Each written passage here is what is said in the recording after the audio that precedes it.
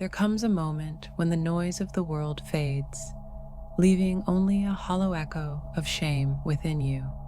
This shame isn't born from wrongdoing, but from inaction, from the crushing weight of promises unmade and potential untouched. If you stay with this truth, you'll uncover Carl Jung's radical perspective. Your undisciplined self isn't lazy, it's exiled. It's a vital part of your being, severed from your consciousness and now pounding on the door of your soul, desperate to come home. We rarely confront the corrosive effect of this internal fracture, the quiet agony of watching yourself break the same vow day after day, whispering tomorrow with a voice you've learned not to trust, passing a mirror and feeling a stranger's resentment stare back, not out of self-hatred, but because you've stopped believing in your own word. You declare change, you feel conviction surge for fleeting hours, only to wake as a different man. The vow-maker vanished, replaced by the familiar, weary face retreating into distraction, scrolling, hiding, running. Jung observed that people will embrace absurdity to avoid facing their own soul. Avoiding discipline is precisely that, not mere procrastination, but a profound spiritual rejection of the future self you're meant to become. This avoidance is where our journey begins, shattering the illusion that your tired, unfocused, distracted self is your true nature. That fractured version is merely a role you've rehearsed through countless small surrenders. Discipline, you've been taught, is synonymous with grueling effort, a force you must exert against your nature. This is a fundamental lie. True discipline is not effort, it is identity. You will never embody it while clinging to an identity rooted in the need to become disciplined. This understanding transforms the daily war within you. Jung revealed that most people never actualize their potential, not from lack of trying, but because they remain alien to their own latent power. They chase change externally, new jobs, environments, systems, motivational sparks, believing the solution lies out there. The truth is the opposite. You don't need more, you need less. Less escape, less noise, less evasion of your deepest fear. Responsibility. Not responsibility to others, but the sacred responsibility to your own becoming. The unbreakable contract between who you are now and who you are destined to be. Discipline resides here, not in checklists or punishing alarms, but in unwavering devotion. Recall when you felt most alive. It wasn't in passive pleasure or rest, but in moments of fierce alignment, when you kept your word, defied your own perceived limits, and acted with integrity. That surge wasn't mere pride. It was your psyche rejoicing in unity, for it craves integration above all else. Your chronic resistance isn't laziness. It's your subconscious rebelling against the internal fraud of a fragmented self. A self that speaks commitment but enacts avoidance. This brings us to the core ailment. Lack of discipline is not the disease itself. It is merely the glaring symptom of a soul violently split in two. One part of you sets goals, dreams of building, strives for legacy. The other, shadowed part, breaks promises, seeks disappearance, craves the anesthetic of comfort. Each repetition of this cycle isn't just wasted time. It deepens the fracture, engraving the division deeper into your being. Jung warned that what you resist persists. The exiled parts of yourself, including the disciplined, ambitious, powerful, structured archetype you buried out of fear. Fear of failure, or more terrifyingly, fear of your own formidable strength. Do not vanish. They become your shadow, lurking in the psyche's depths, waiting. If you fully commit, If discipline takes root, the comforting veil of potential is ripped away, forcing you to become undeniable proof of your own capacity. This prospect terrifies because proof accepts no excuses. You stand exposed, destined to rise or to spiritually die. And the brutal truth is, this slow death is already underway. Every betrayal of your schedule, every abandoned priority, every surrender to the snooze button or the dopamine scroll is another brick in the monument of your regret. Your exhaustion isn't from labor. It's the gnawing guilt of knowing you are fleeing from the person you were meant to become. Hear this now, not just with your ears, but feel it resonate in your bones. Discipline is not an external tool to be added to your life. It is the soul's essential immune system, guarding you against spiritual decay, the rot of regret, and the hollow fate of possessing everything except your own self.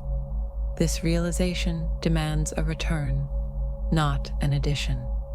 You must journey back to the origin of the fracture, not to relive the pain, but to understand it. Do you recall when your early attempts at discipline were punished? When your voice was silenced, your excitement mocked, your small, proud creation callously torn down. This is where the split began, not in laziness, but in the searing pain of rejection.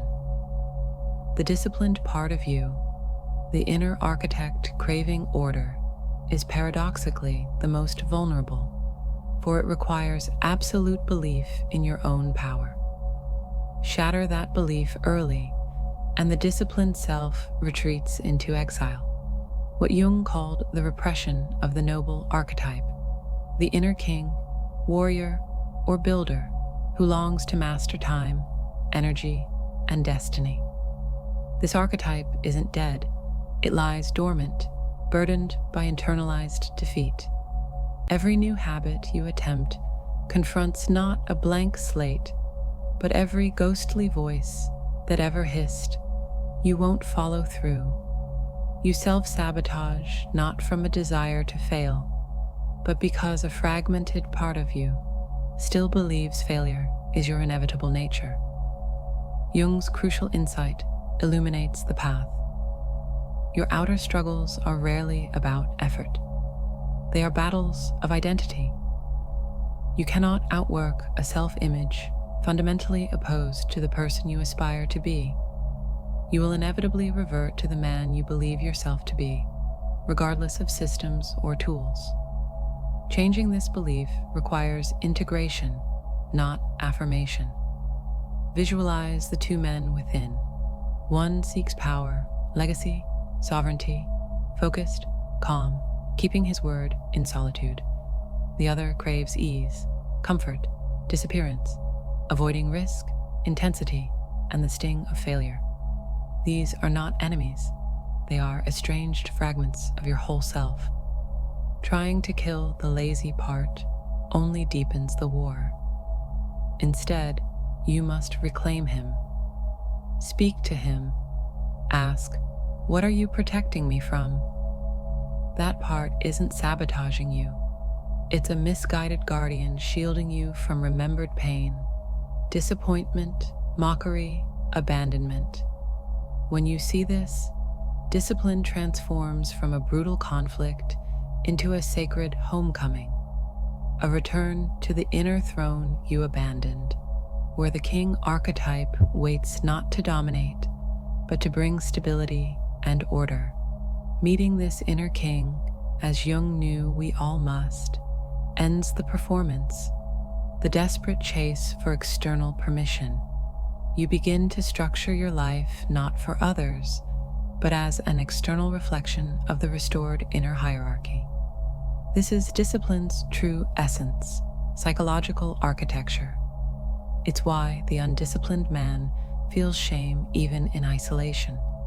It's not about undone tasks, but the terror of becoming the fractured, haunted self he fears.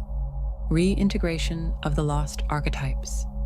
the builder, warrior, father, guide, is paramount.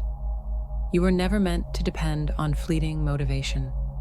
You were meant to remember and awaken, moving through your days as a man who has already decided, this is who I am, this is what I do, this is the order I embody. The path will hold pain and failure, but failure loses its power to define you when your identity shifts. Identity precedes behavior. If these words stir you, feel the ancient part within awakening, not the frantic overachiever, but the calm, relentless, sovereign builder who works in silence. Crucially, you cannot fully reclaim discipline without forgiving yourself for the years lost. This isn't about punishment or regret. It's the maturity to shift from the broken man's cry, I must be fixed, to the whole man's declaration, I must be remembered. Understand, there was never anything wrong with you. You simply forgot your true nature. Every choice for structure over chaos, presence over distraction, action over hesitation is not the creation of someone new. It is a homecoming, a return to the man your younger self needed and your future self will honor. Jung saw life's greatest work not as worldly success, but as individuation, becoming whole, uniting your fragments into one integrated truth. Discipline is the pathway to that truth, the proof to your unconscious that you are safe, in control, that the king has reclaimed his throne. Ask yourself, what would your life look like if you stopped living reactively and started living as a declaration? Time doesn't merely pass, it accumulates. Every moment deferred becomes a brick in the architecture of regret. You don't just lose time, you are sculpted by its loss.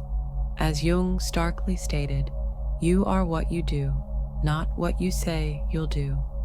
You are proving who you are every single day. Most drift unconsciously, waking decades later as a shadow self shaped by hesitation and fear disguised as wisdom.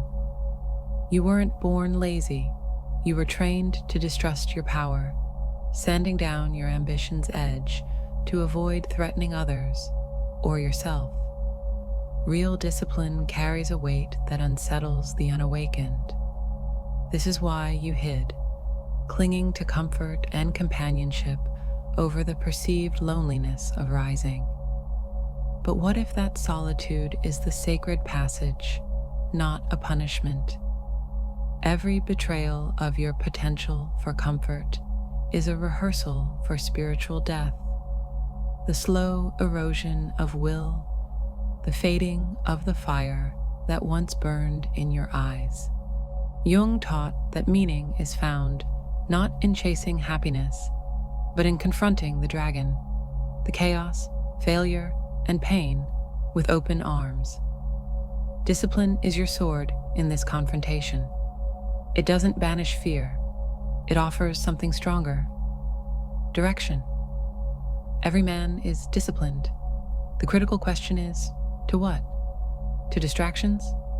To addictions? To inherited doubt? Or to your becoming? Choosing the latter means accepting discipline not as a temporary grind, but as a fundamental way of relating to time itself. Each choice of immediate gratification over lasting growth is a declaration. Time, I do not respect you. Time, in turn, moves against you, fostering lateness, stagnation, and the sensation of life slipping away. When you realign, living with reverence for time, your days transform internally. You are carried by rhythm, purpose, and the profound calm of a life lived as ritual, not reaction. At its zenith, discipline transcends willpower. It becomes sacred ritual, a rhythm between you and the future you've sworn to build. You rise not from obligation, but to honor your oath. You train to remember yourself. You nourish your body as the temple of your resolve. Alignment emerges. One day, the man you dreamed of is no longer a vision. He is your reflection. This transformation isn't swift. It won't come from a single moment of hype. It is built through grief, the conscious, honorable burial of the man who broke his word, hid behind someday, and felt the nightly ache of emptiness because he ran. Thank that version, he protected you. But his time is done. With the energy freed from that internal pretense, you build mornings of clarity, routines that anchor, and a schedule that liberates. Order becomes your armor, your stability in a chaotic world.